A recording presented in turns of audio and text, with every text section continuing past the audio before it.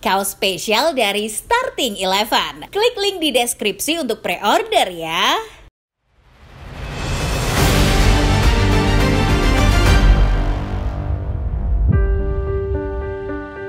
Timnas Australia kembali sombong. Begitulah kira-kira ungkapan yang cocok untuk menggambarkan situasinya. Bagaimana tidak, berada di peringkat kedua klasemen sementara Grup C kualifikasi Piala Dunia 2026, Australia sudah merasa sombong dan paling kuat. Pelatih mereka Tony Popovic bahkan berani sesumbar dan mengatakan bisa mengalahkan Indonesia dengan mudah. Australia merasa dirinya lebih kuat dan mendoakan yang terburuk buat timnas Garuda pada tanggal 20 Maret nanti.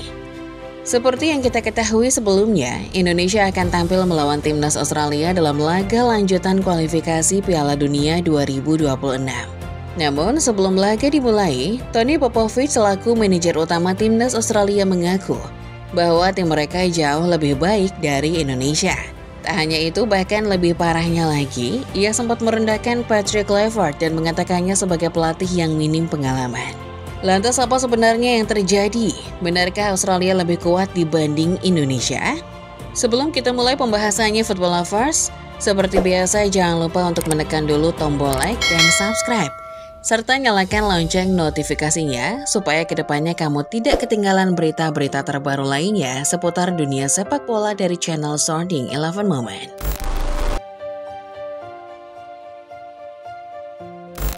Sebelum memasuki era Tony Popovic, Australia sebenarnya punya masa lalu yang cukup kelam.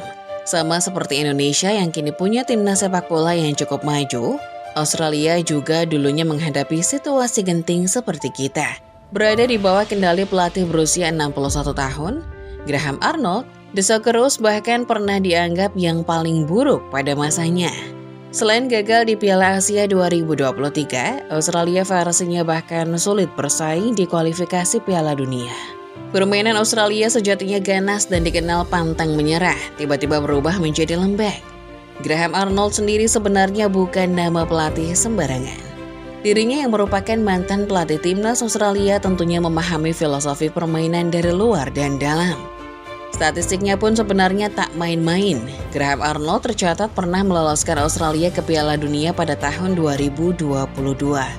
Saat itu timnas Australia sebenarnya datang sebagai tim kuda hitam. Bagaimana tidak, mereka harus bersaing dengan Prancis, Denmark, dan Tunisia. Tiga tim yang tentunya bukan lawan mudah. Meskipun kalah di fase 16 besar, tapi Arnold nyatanya sukses untuk meloloskan Australia dari fase grup. Prestasinya yang cukup mengesankan di tahun itu tentunya membuat penggemar jadi senang. Pada kualifikasi Piala Dunia 2026, Graham Arnold sekali lagi dipanggil. Harapannya tentu tidak lain adalah supaya The Socceroos bisa lolos kembali dari fase grup. Mengingat mereka kali ini berada di grup C, lawan Australia sebenarnya tidak terlalu sulit. Bahrain, Tiongkok, dan Arab Saudi adalah tim yang tentunya bisa mereka hajar. Sayangnya baru memasuki laga pertama melawan Bahrain saja, anak asuh Graham Arnold langsung tersungkur.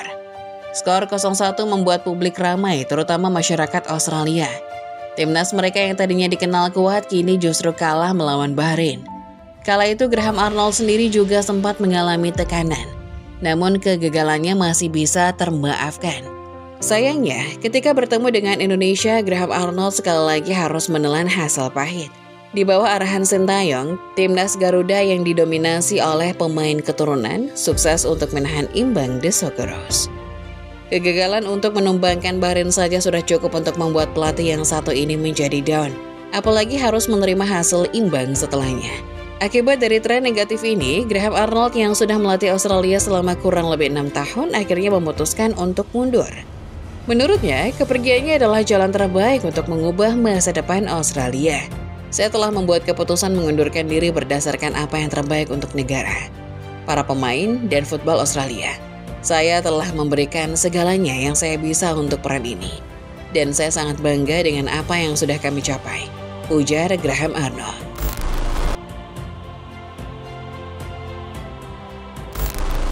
Setelah kepergian Graham Arnold dari bangku kepelatihan Australia, kini posisi itu diisi oleh Tony Popovic. Popovic yang juga merupakan mantan pemain timnas Australia tentunya tak ingin mengecewakan negara seperti pendahulunya itu. Hal ini terbukti dengan statistik Australia yang meningkat secara signifikan sejak berada di genggamannya. Setelah pertandingan imbang melawan Indonesia, The Socceroos kembali bangkit dan langsung bantai Tiongkok dengan skor 3-1.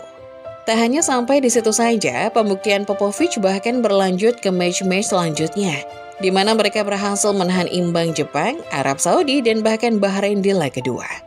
Tony Popovich dianggap sukses sebagai pelatih Australia sebab berkat dirinya, The Socceroos kini naik ke peringkat kedua dan untuk sementara mengamankan kursi Piala Dunia tepat di bawah Jepang.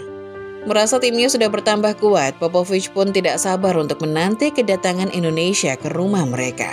Tentunya Popovich bermaksud untuk memperbaiki skor imbang yang dulunya dicatatkan Graham Arnold. Pada tanggal 20 Maret 2025, nanti Indonesia rencananya memang akan datang ke Australia guna menjalani laga lanjutan kualifikasi Piala Dunia 2026 zona Asia. Popovich selaku manajer mengaku tidak sabar untuk menantikannya. Apalagi Indonesia sekarang baru merekrut pelatih Patrick Kluivert. Sebagai catatan, Popovich dan Kluivert dulunya adalah musuh yang pernah bertemu ketika masih jadi pemain. Dulunya keduanya pernah bertemu di sebuah pertandingan. Tepatnya ketika Popovich membela Crystal Palace dan Kluivert sebagai punggawa Newcastle. Tapi Kluivert lah yang jadi pemenang kala itu. Popovich sendiri mengaku bahwa Patrick memang dulunya adalah pemain yang lebih baik ketimbang dirinya. Akan tetapi dirinya juga mengatakan kalau di dunia kepelatihan ceritanya berbeda. Popovich bahkan secara tidak langsung berharap Patrick Kluivert tersungkur bersama Indonesia pada 20 Maret mendatang ketika menghadapi dirinya bersama Australia. Sewaktu berkarir sebagai pemain, Patrick Kluivert merupakan pemain luar biasa. Terbukti, ia sempat lama berada di level tertinggi dengan bermain bersama klub-klub top dunia. Itulah ingatan saya sekilas soal Patrick Kluivert. Sekarang Kluivert mencoba memulai karir sebagai pelatih, ia belum memiliki banyak pengalaman sebagai pelatih, namun berpotensi membuat sesuatu yang istimewa bersama timnas Indonesia. Kami mendoakan yang terbaik untuk Patrick Kluivert, tapi tidak untuk laga bulan Maret 2025 melawan Australia, ujar Tony Popovich.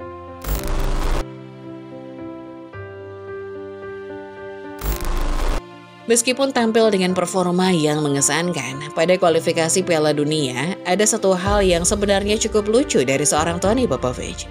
Merasa timnya sudah cukup kuat tapi dirinya ternyata masih berharap untuk dimasukkan ke Piala AFF. Menurut Popovich, AFF adalah kompetisi yang cukup besar, mempertemukan negara-negara Asia Tenggara yang bisa dibilang cukup kompetitif. Menurutnya dengan bermain di AFF, Australia bisa meningkatkan skill pemainnya lebih mendalam. Saya sangat senang jika Australia main di Piala AFF. Semakin banyak laga yang dimainkan timnas Australia, tentu itu semakin baik. Setiap laga internasional akan membantu pemain. Bagi saya, pengalaman bermain di laga internasional tidak dapat Anda beli, ujar Popovich. Popovich ingin membuat kompetisi Piala AFF sebagai lahan latihan buat timnas Australia, supaya kedepannya mereka bisa tampil lebih kuat lagi. Sayangnya hal ini tentu saja tidak direstui oleh pihak AFF. Australia yang bukan termasuk Asia sebenarnya sudah bergabung dengan AFF sejak 2013 silam. Namun karena adanya kesepakatan antar keduanya, membuat Australia senior tidak boleh bermain di Piala AFF. Menurut AFF, Australia terlalu kuat sehingga jika dibiarkan bermain takutnya kompetisi jadi tidak adil lagi.